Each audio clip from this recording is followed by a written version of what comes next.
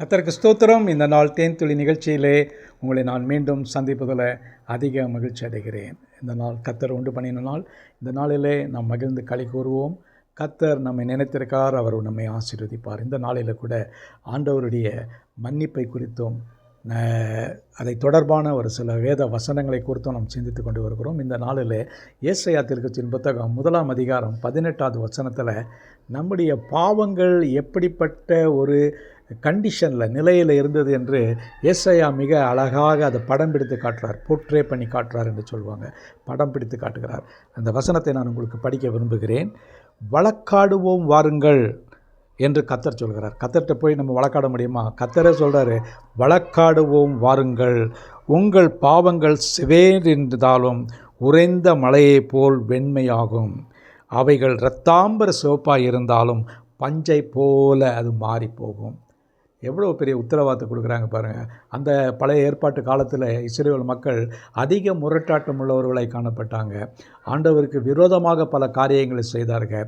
அவர் இந்த இஸ்ரவேல் மக்களை இந்த எகிப்திலிருந்து கொண்டு வந்த பின்பும் கூட அவர்கள் ஆண்டவருக்கு விரோதமாக பல பாவங்களையும் அக்கிரமங்களையும் செய்து விக்கிரகங்களை வணங்கி கொண்டு பாகால்களை வணங்கி கொண்டிருந்தாங்க. அவர்களுக்கும் தேவனுக்கும் இடையே பெரும் தடுப்பு சுவர், பாவம் என்கிறதான ஒரு காரியம் இருந்தது.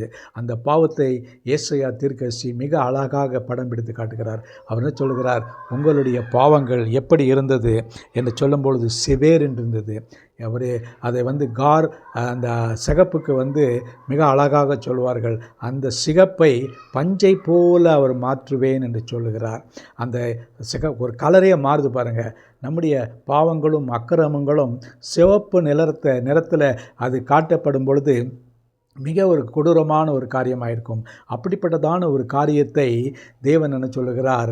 அதை நான் பஞ்சை போல மாற்றுவேன். அதோடு கூட அவைகள் இரத்தாம்பர சிவப்பாக இருந்தாலும், ரெண்டும் சிவப்பு தான், ஸ்கார்லெட் என்று ஆங்கிலத்தில் அதுக்கு அர்த்தம் சொல்லப்பட முடியும். அந்த இரத்தாம்பரமும் அந்த சிகப்பும் அந்த இடத்துல பார்க்கின்ற வேளையில் அது பாவத்தை குறித்து படம் பிடித்து காட்டக்கூடியதாக இருக்கிறது. அதை பஞ்சை போல வெண்மையாகும்.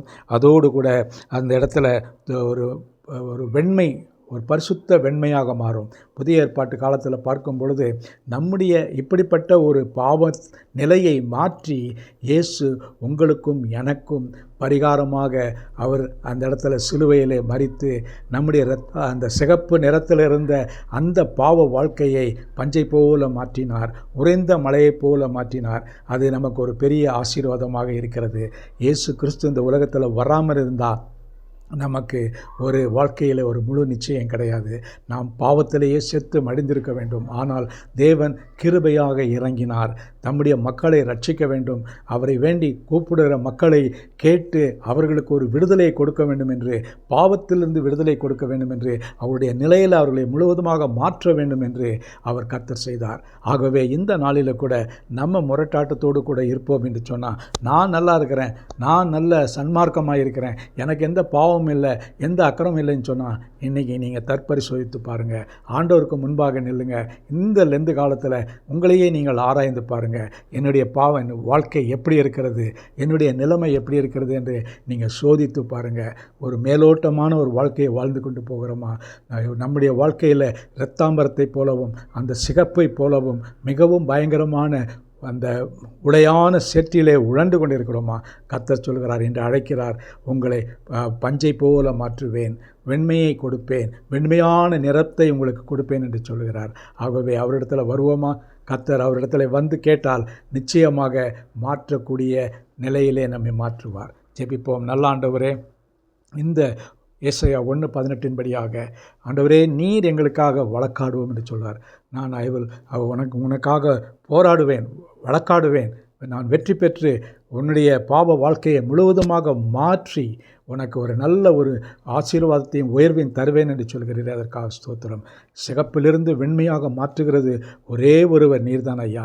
அதை எங்களுடைய வாழ்க்கையில் செய்திருக்கிறீர், இன்னும் செய்து கொண்டிருக்கிறீர். அதற்காக ஸ்தோத்திரம். மீட்பர் இயேசுவின் நாமத்தில் ஜெபிக்கிறோம் நல்ல பிதாவே. ஆமேன், ஆமேன். கர்த்தர் உங்களை ஆசீர்வதிப்பாராக. இந்த நாள் ஒரு ஆசீர்வாதமான ஒரு நாளாக உங்களுக்கு அமையட்டும்.